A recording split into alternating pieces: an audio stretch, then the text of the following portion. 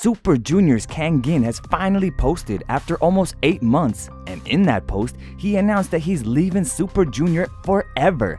You know what the reactions of fans were? They felt relieved. Wait a second, what? How is that even possible? He was with Super Junior from the very beginning. Why do fans hate him so much?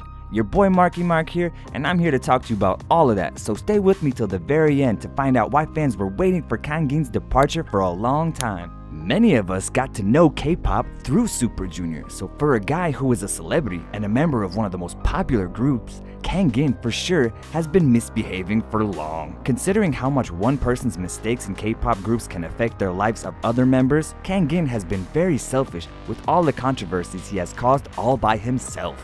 The series of his controversies started all the way back in 2009, 4 years after their debut.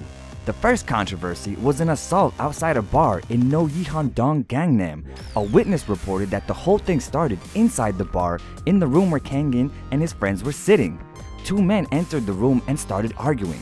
Kangin left, but the 2 men did not let him go away and they followed him outside, and that is where things got heated. While they were in the middle of that fight, CCTV near got the scene and reported that to the police.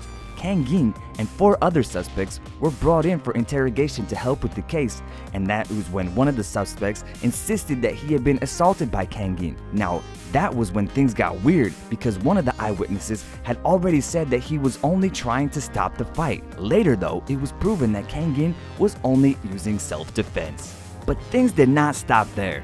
Because of this case, he lost his deal as the main model of Andre Kim's fashion show and they dropped him. Later, he had also future schedules that they had to postpone temporarily. But of course he didn't stay out of trouble, and on October 16th of 2009, while drunk driving, he collided into a taxi that had no one inside and he ran from the scene.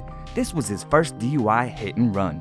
But 5 hours later, apparently he had a change of heart and turned himself in. Can you guess what the alcohol percentage in his system was? It was roughly around 0.082% when he was driving to the police station, so probably a little bit more when he actually hit the car. Now this also came with some consequences, but the first thing he had to do was apologize.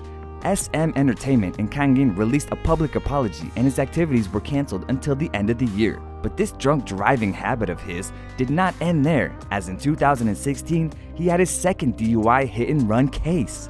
This time, he hit a street light and ran off again. Just like the previous time, 11 hours, and he changed his mind and turned himself in and admitted that he had been drinking before the incident. This time, the alcohol percentage in his blood was 0.157%. Can you guess what happened next? Yep, he did not stay out of trouble again this time either, but he went for a different crime. In November of 2017, a new controversy was out, and this time it was about him assaulting his girlfriend. Well, this time it was also reported that he was drunk and he had reportedly assaulted a girl who claimed to be his girlfriend.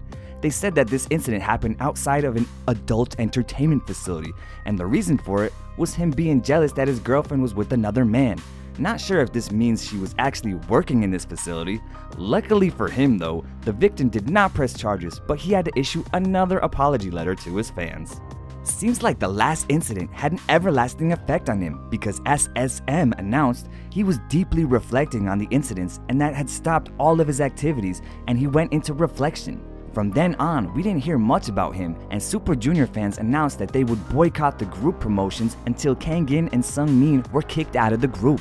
As they wished, after 8 months of silence, Super Junior's Kangin returned to Instagram only to announce his departure from the group with a lengthy message. He apologized for all that he has done and for all the years and admitted that due to his own problems, other members had to suffer misfortunes that they shouldn't have had to suffer, and they had to face and had to come to the decision that he cannot delay it any longer, so he decides to let go of the name Super Junior. I guess now you can see why fans were so relieved that Kangin was no longer a part of the band.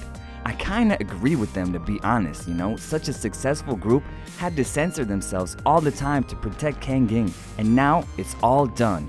What do you think though? Do you feel happy that he is no longer a part of the Super Junior group or not? Let's talk about it in the comments, and remember to become part of our Curious Tips family by subscribing to our channel.